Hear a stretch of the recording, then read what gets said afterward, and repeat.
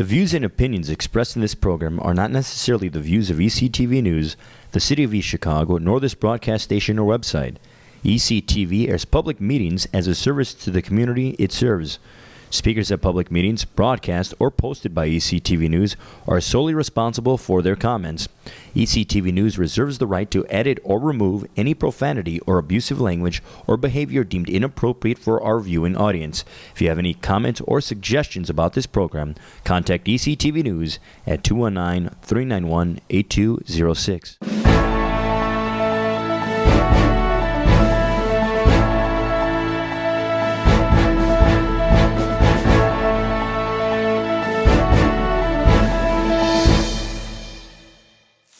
Call to order the regular scheduled council meeting for Monday, June 26, 2017. Please stand for the Pledge of Allegiance. I pledge allegiance to the flag of the United States of America and to the republic for which it stands, one nation, under God, indivisible, with liberty and justice for all.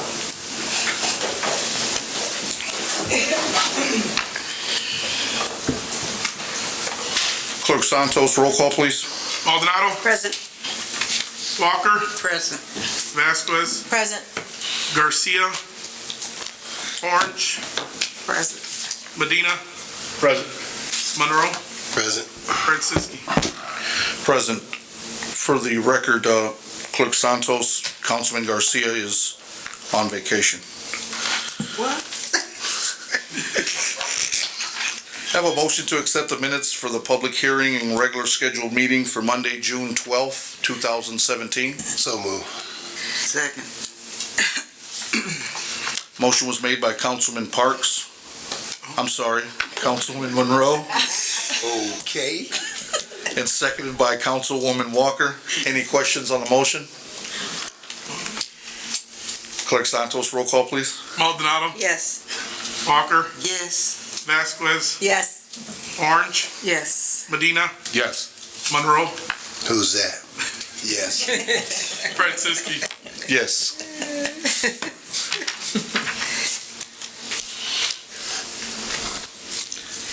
Do we have any communications from the mayor? No, Mr. President. Any communications from department heads?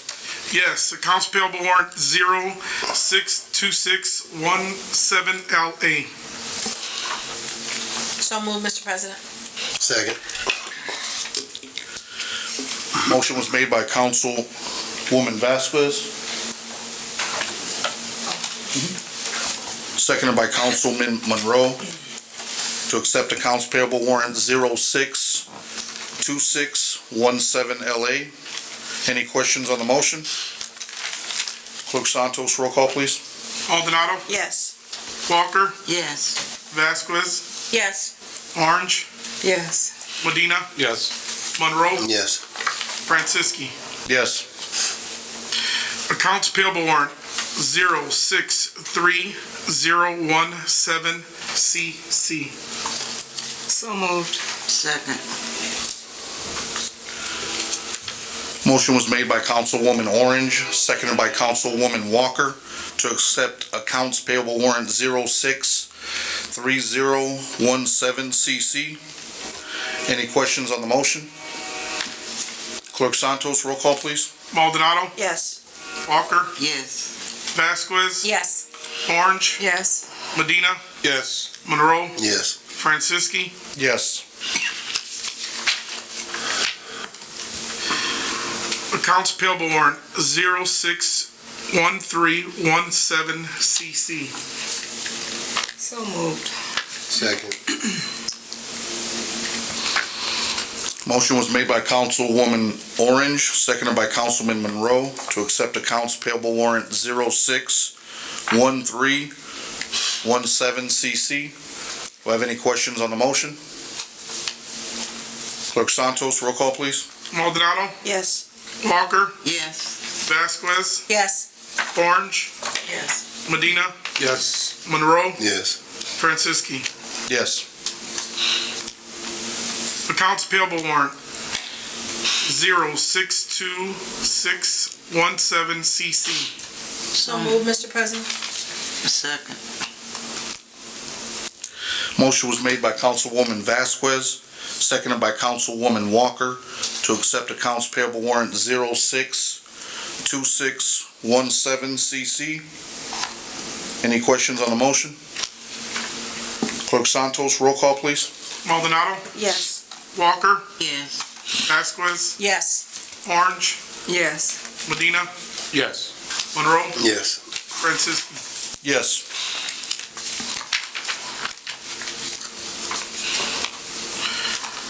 Payroll warrant miscellaneous 061617. So moved. Second. Motion was made by Councilwoman Orange, seconded by Councilman Monroe, to accept payroll warrant miscellaneous 061617. Any questions on the motion? Clerk Santos, roll call, please. Maldonado, Yes. Walker, Yes. Vasquez, Yes. Orange, Yes. Medina, Yes. Monroe, Yes. Franceschi. Yes. Payroll warrant bi-weekly 061617. So moved.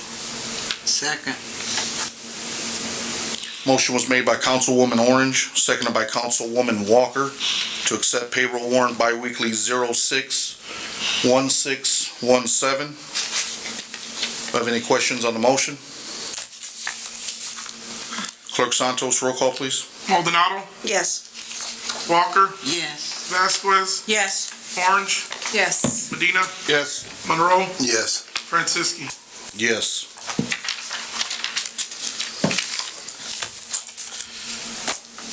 William Allen, Engineering Department, Ciorba Group Presentation, Columbus Drive Pedestrian Bridge.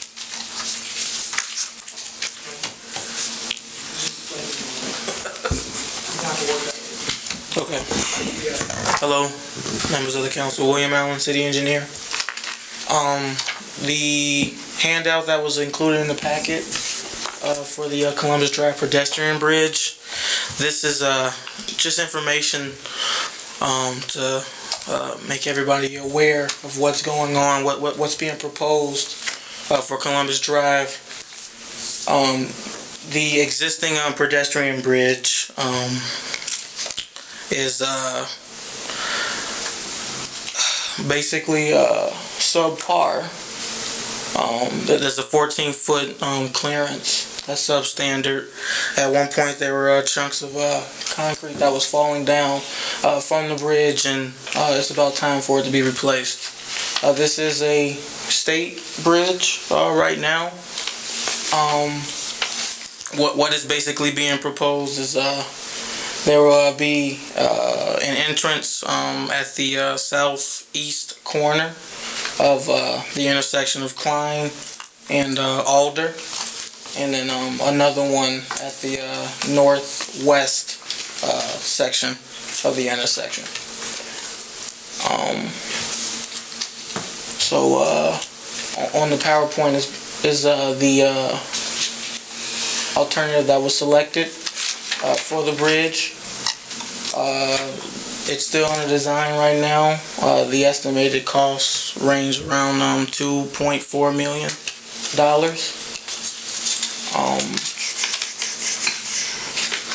Do we all understand where this bridge is at? Yes, we do. Although he said Alden Klein, but we took it as Alden Columbus Drive. Yeah. Okay. So yeah, it's to keep the kids from the school and the library across to. If you need to speak, you need to go to the podium. I won't speak. Thank you. So yeah, basically the East Chicago School is also in the works with this project along with the city and the state. If there's any questions on the bridge, we can answer those. Councilwoman Orange. Who's paying for the bridge? Right now, it is a jointly between the city and the state for the construction of this bridge. Is 50-50 match or? I believe, yeah, actually, yeah, it's 50-50. So you mentioned the school, they're not paying for that bridge at all, right? Has that been finalized with the school? Oh, they're not paying. Don't speak, don't speak. You got to go ahead.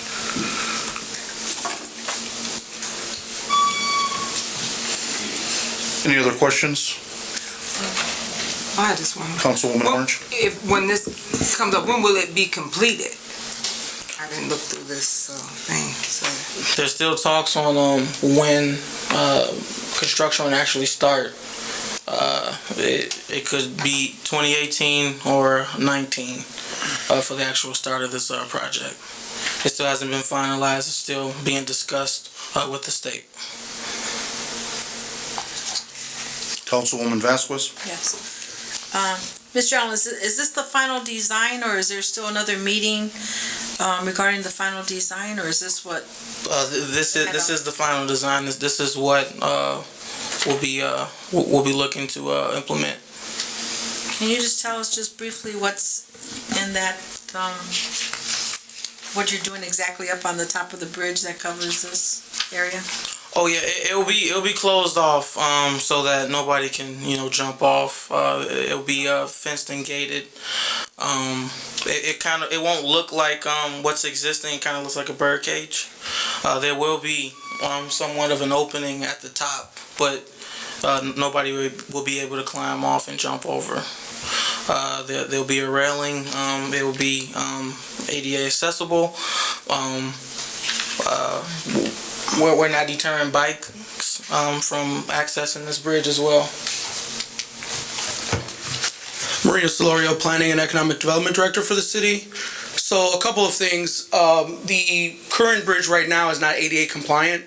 Back when it was put in, ADA standards were different. So you can have a higher pitch, which is why you see it being the slope being as angled as it is right now. So because it needs to be a lot less slope for people on wheelchairs and then need to be accessible, they actually have to wrap around, so they need more space to build the ramps.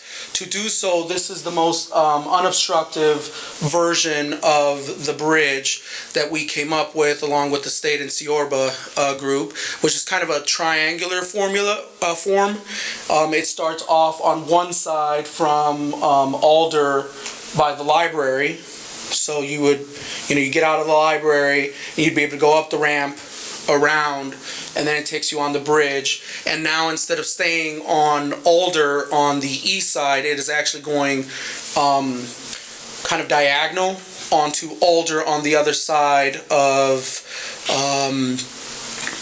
there's a little like urban enterprise sign, and there's a little triangle, funky triangle, and then that comes off and wraps around onto Alder heading north. So you'll be able to access it coming from Alder north, access it Alder coming south, and getting on this bridge. The idea is that the design is supposed to be very aesthetically pleasing. People would want to use the bridge. We're trying to entice kids to use the bridge because right now not many of them do. A part of that has to do that we have crosswalkers and we have a crosswalk, and so depending on the time of day and what is going on, that's when people choose to use the bridge or not. So this is part of that. Also, when they originally came to us, it was more of a basic bridge. The city felt that with all the investment that they're making with Main Street and the monument sign and everything, it would be a staple for people coming into on Columbus Drive to the city of Chicago, and that's why this design was chosen, which is a more modern arch gable look. It is about approximately 14 feet wide. So it does have the ability to have enough space for people coming on both sides. And so by choosing this design, it also increased the cost. And so the budgeted amount, I think, that they had was around $1.2 million.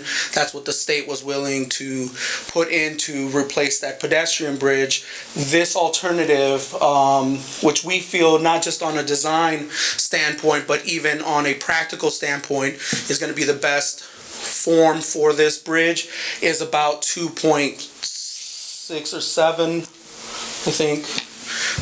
So it is an increase on that amount of 1.2, but it is being cost shared with the state. Once the state is done with the bridge, once it's finally cleared and finalized, the city will take it over, and it will stop becoming the state's responsibility from that point forward. We hope that the bridge is done correctly. That should give us 15, 20, 30 years in life before we even have to do anything with it anymore. So I hope that answers your questions a little bit better. And then there's the architects if they want to answer instead of me. Any other questions? Councilwoman Orange? That doesn't impact the credit union or the bank. It does not actually. It benefits the I think it is the credit union. BMO Harris is not affected. The credit union actually gains parking spots. Because currently right now the ramp that is by the credit union kind of goes around into their parking. So by removing that, we can add actually 4 stalls. So it should help them. So I don't actually see the street. I could see the street going east and west. But where's the street that goes north and south on Alder?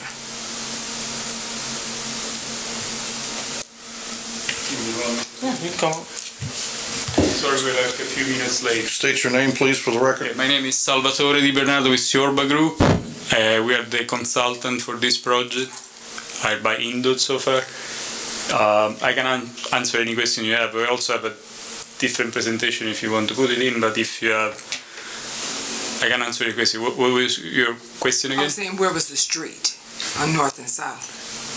I see the way he had the one picture shows that the wraparound sidewalk, but Correct. you couldn't see the street. So Okay, so I can explain. So basically, we are at the intersection of Columbus Drive and Alder Street.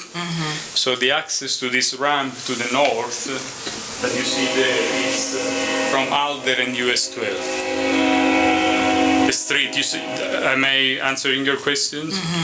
So basically, this is Alder Street. If I can plug in the other presentation and go over it if you tell me. No, we're fine. We're we're fine. fine. It is not a big. I know the street's not going okay. away, but I just didn't see it on that plan. Okay, so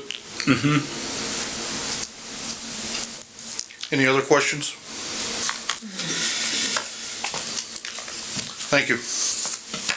Getting all wrong with questions here, y'all.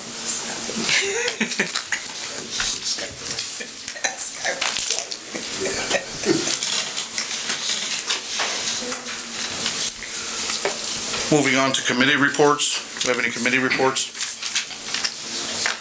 Councilman Medina? Mr. President, on June 16th of this year at 12 noon, I chaired a public safety committee meeting in regards to the ordinance that we have today, making this a safe city. In attendance were myself, Councilwoman Vasquez, and Councilwoman Walker, also Attorney Bauer. City Judge was also in the audience. Attorney Alfredo Estrada was in the audience. Lieutenant Rivera from the Police Department was also in the audience. We went over briefly the ordinance. A few questions were raised and answered. And basically, I believe that at this point we are ready to move forward with the final reading of the ordinance. If Councilman Vasquez would like to add anything? Yes, I could just say, some of the points we brought up at the committee meeting was, one, that East Chicago is an appropriate city for a welcoming ordinance like this with the percentage of immigrants that we have here in the city. And I just want to remind everyone again that immigrants are not just Latinos. This city is made up of all types of immigrants. And we just, this ordinance is to protect immigrants so that don't live in fear in our city, which is one thing we mentioned too, and also that there are programs that immigrants can apply for that sometimes they will not apply for just because the mom or their dad are not citizens, but the children are born here, there are programs they can apply for and that they can receive assistance for. So we just don't want them to live in that fear where they feel if they go to apply for a program that they're asked questions that are not relevant as to what we're trying to help them with. So I'll just add that at this time. Do you have any other committee reports? Councilwoman Orange? Steve Dalton has been talking with Kim and Jim Bennett, I guess, eventually, so that we can start our finance committee meetings. And as soon as we get that, we will have Alita email everybody the schedule so that we could start a little bit earlier. And also, if any of my colleagues wants a specific department, just email me or text me, because we may not go through some that's maybe important to some of the council that before that didn't take much time, or either they were combined with somebody else. So we will be doing the major ones. So if it's one that you would like for us to go through, just let us know. Thank you. Moving on to board reports. I believe we do have a few here. We have Miss Commissioner Edwards, with the Urban Enterprise. Thank you. Good afternoon. I thought I was late and had missed this, but East Chicago Urban Enterprise board member, we have increased our marketing efforts for the non-traditional scholarship program, and with the increased marketing, we've gotten a substantial increase in interest. And anyone that's interested in that should call the East Chicago Urban Enterprise office, and that number is 392-3660. We've had listening sessions on April 27th and June 15th for the community, and in these listening sessions there is an opportunity for members of the community to express to inform them about the East Chicago Urban Enterprise Association, and to give us any ideas that they might have or would like to see happen from the urban enterprise. And then lastly, we are actually we're looking to develop more programs. That is still, I've talked about this before, about different programs coming. Those are still in development, but I think we are really on a good course to develop some great programs for the city of East Chicago. Any questions for Commissioner Edwards? Thank you. Thank you. Next, we have Commissioner Rodriguez with the Waterway Management. Good evening. Henry Rodriguez, East Chicago Waterway Management Council appointee. Dredging, like I've been telling you the last couple of months, is expected to start around late summer this year. They expect to dredge about 200,000 cubic yards. I had mentioned at the last report about the TASCA permit, and they were going to have another meeting, which they did just this past, Thursday, at the library here in the harbor.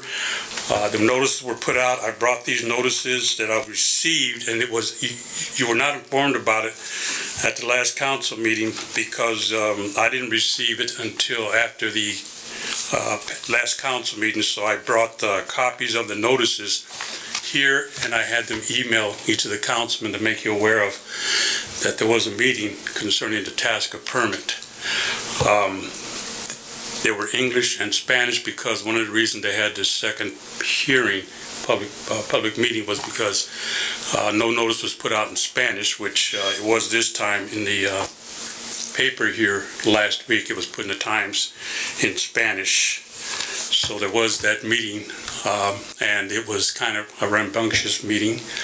If you read the paper, there was an article in the paper that there were about 40 people there, and they were not very vocal about not having that stuff dredged up and put into the CDF.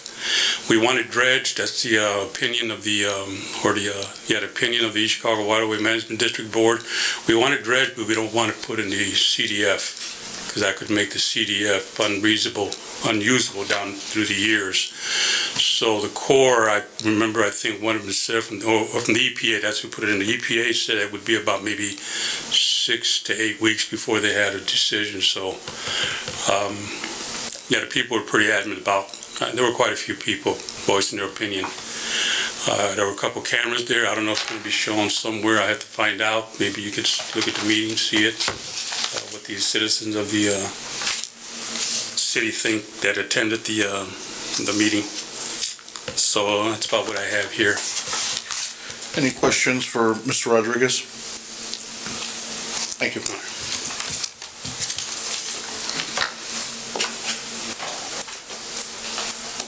Clerk Santos, do we have any ordinances on first reading? No, Mr. President. Any ordinances on second reading? Yes, ordinance 17-0011, sponsored Councilman Lenny Francisci, an ordinance establishing an infraction deferral fund for the East Chicago City Court. So moved on second reading.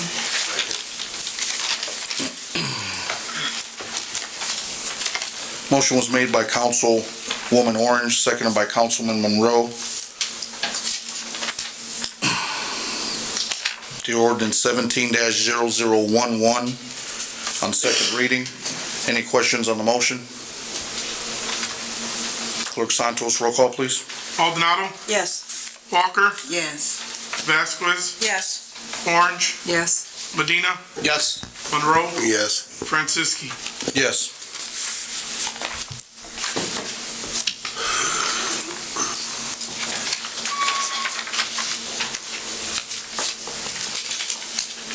There's no more ordinance on second reading. Any ordinances on third reading? Yes, ordinance 17-0010, sponsored Councilwoman Christine Vasquez and Councilman Robert Garcia, welcoming city ordinance. So moved, Mr. President, on third and final reading. Second. Motion was made by Councilwoman Vasquez, seconded by Councilwoman Maldonado to hear ordinance 17-0010 on third reading. Any discussion on the motion? Councilman Medina? Mr. President, I believe that in my my committee report, I said safe city. However, that's far from it. This, on the contrary, is a welcoming city ordinance. And the difference is that we will not be violating any federal mandates that are put upon the city, and we can continue receiving federal funds. I just wanted to make that clear, and I'd like to encourage my colleagues to support this ordinance. Any other discussion? Clerk Santos, roll call to adopt ordinance 17-0010 on third and final reading. Maldonado, Yes. Walker, Yes. Vasquez, Yes. Orange, Yes. Medina, Yes. Monroe, Yes. Francisci. Yes.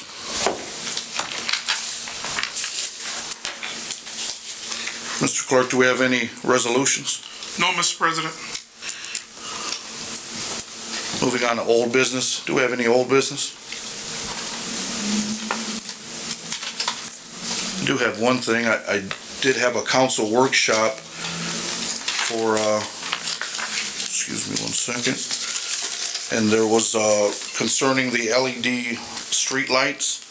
So for some of my colleagues that couldn't make it, we did have Dr. Robert Kramer, from, the Indiana Municipal Utility Group from Purdue, Calumet. I do have his, contact numbers. If anybody had any questions or would like to go down there and see him, I can answer pretty much any questions that, you might have. So, I do have his contact, so if you need it, just let me know.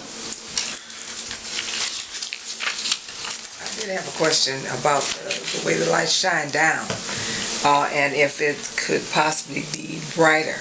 Because that was the concern of most of the people. It doesn't seem bright. I know I have one in front of my house, and it doesn't seem to illuminate past the thing, right by the car, where it used to be, you could see the, all the way up to the porch. I believe we do have the city engineer as well. He was in attendance of the meeting as well. I'm sure he could probably shed light on that, Councilman William Orange. Allen, city engineer. So the LED lights that NIPSCO that they're replacing, they kind of shine down like a flashlight rather than spread. Right. Like the unlike the high pressure sodium that were put in or that were in the city originally. We voiced to them our concerns, and they are currently constructing new heads. I know that there's a new fixture that they have that hasn't been installed yet that they're working on. On the city's end, we haven't switched out any of our high pressure sodium lights yet with LED because we really want to nail down the actual spread. We don't want to switch out any lights and still have the problems that we're facing right now. So I guess to answer your question, that's currently being worked out with Dr. Kramer and Ted Summer. Didn't give a timeline. I think they're looking to install the new fixtures by the end of this year.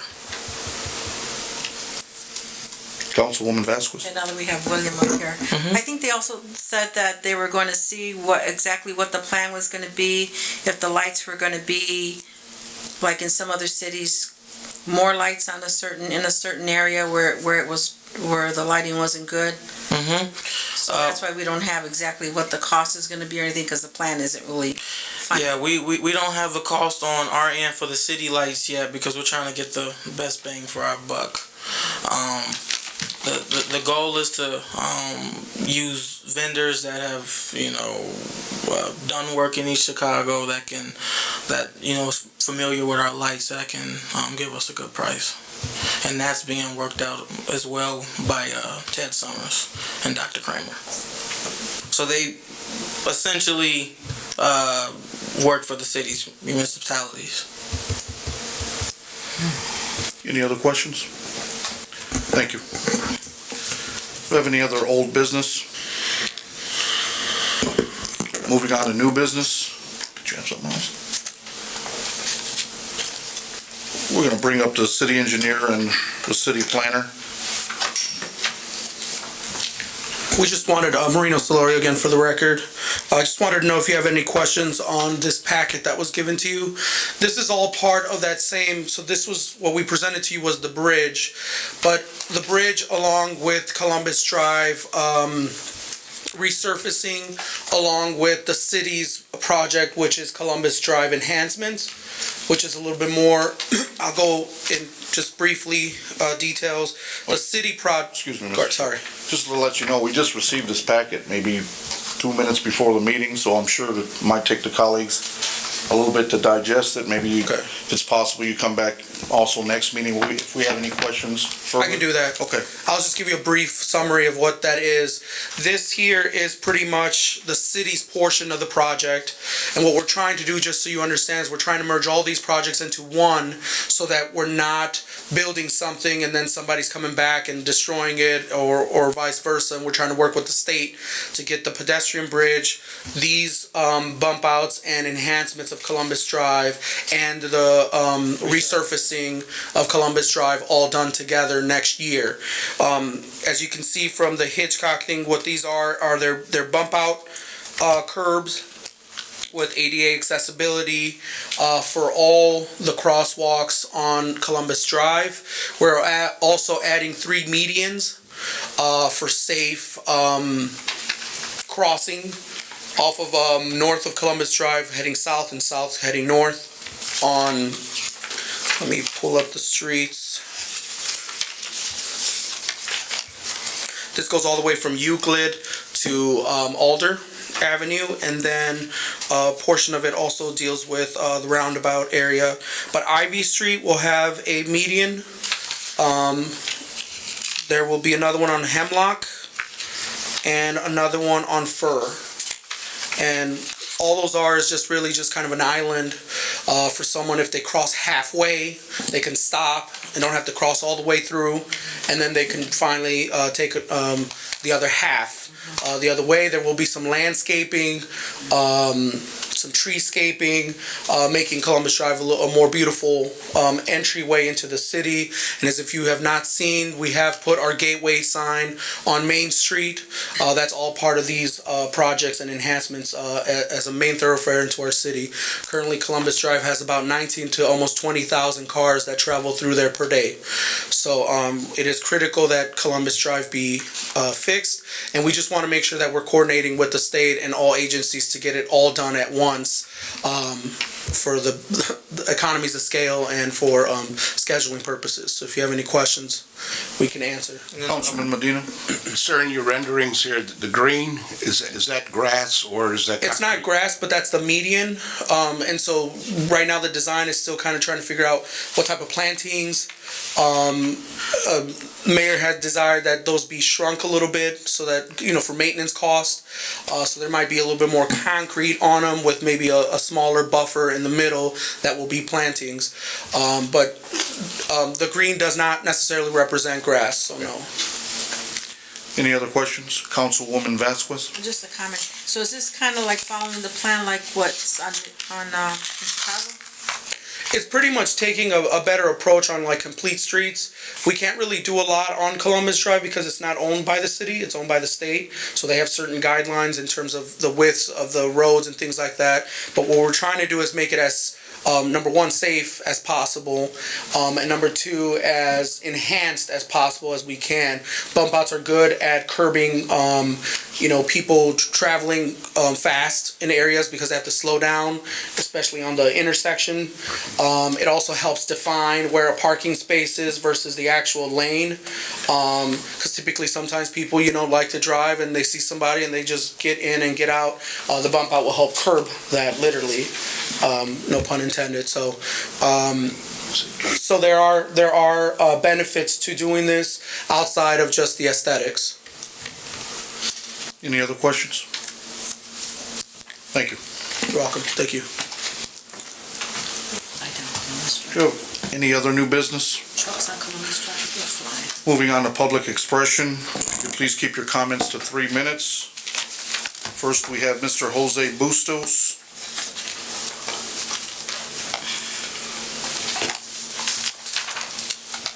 Good evening. Well, just want to say thank you so much for having listened to reason and that rhetoric that is going around the country.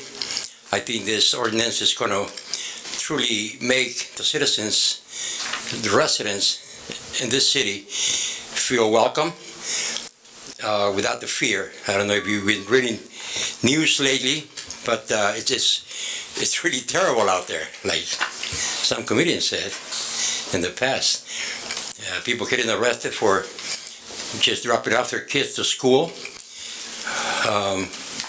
But I really believe that what you council persons have done has proven that reason overcomes nonsense, because that's all we are hearing right now. And so I congratulate every one of you, because this was truly expected, I must be honest.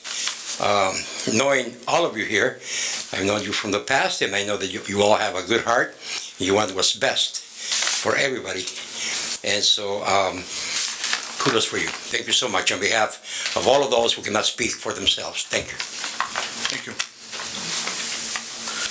Next, we have Mr. Terry Stiegel. I'm saying it right?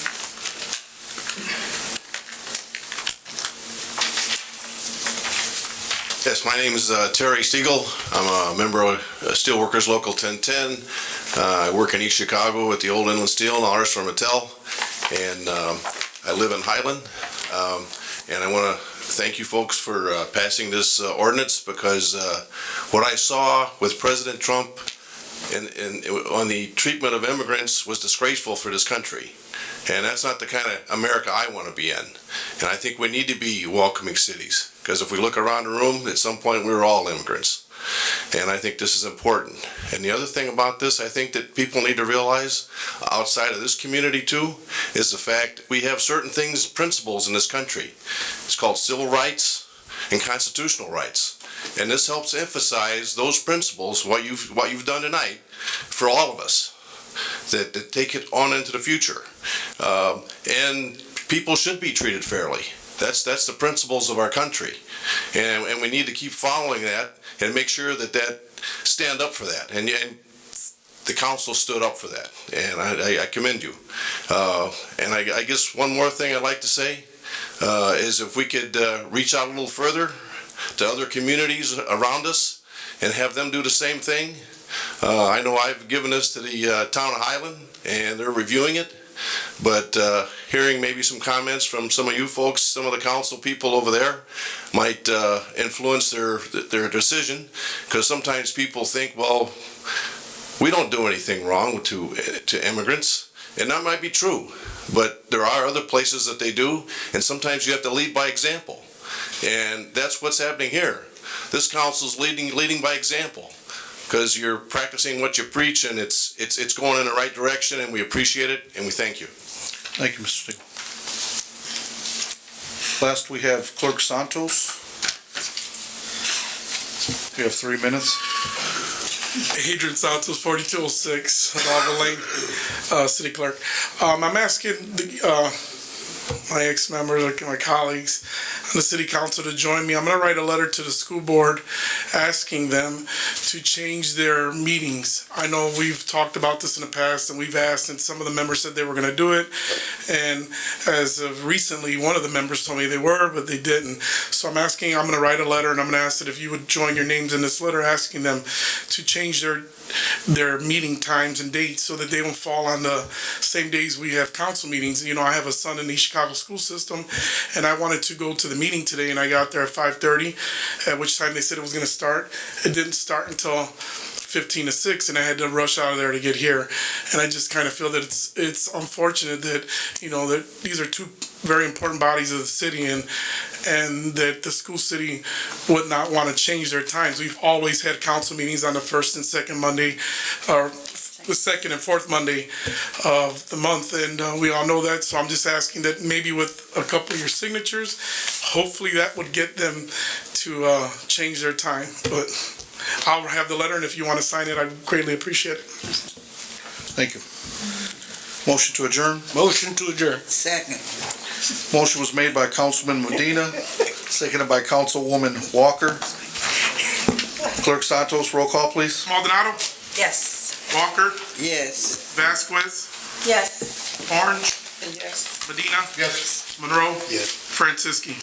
Yes, meeting adjourned. Good night.